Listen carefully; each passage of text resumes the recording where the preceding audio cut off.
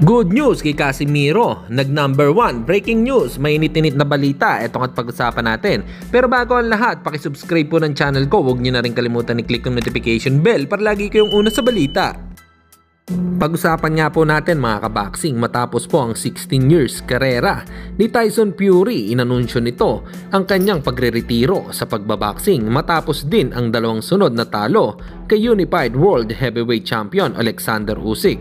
Former heavyweight champion Tyson Fury is signing off. Samantalang tila bali-balita na baka matuloy ang bakbakang Saul Canelo Alvarez kontra kay Terence Crawford. Para matuloy ang makasaysayang labanan nila ay handang sumugal ng malaking halaga si Turki Al-Sheikh. Kung sakaling matuloy ang bakbakan nilang dating pound for pound king at ang mananalo, may posibilidad na muling makabalik sa tuktok or maging pound for pound king ulit. Para sa inyo mga kaboxing, ano po ang opinion nyo rito? Comment lang kayo sa ibaba. At sa kabilang balita naman tayo mga kaboxing, sa nilabas naman ni Cuadrolas It's My Boy sa kanilang Facebook page.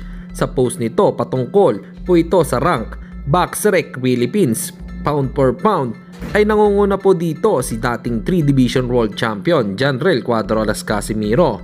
Sinusundan naman siya ni Marlon Tapales, Charlie Suarez, Mark Magnifico Magsayo, Pedro Taduran, Melvin Jerusalem, J.R. Raquinel, Christian Araneta, Carl James Martin at ang panghuli po ay si Reggie Suganov. Para po sa inyo mga kaboxing, ano po ang opinion nyo rito?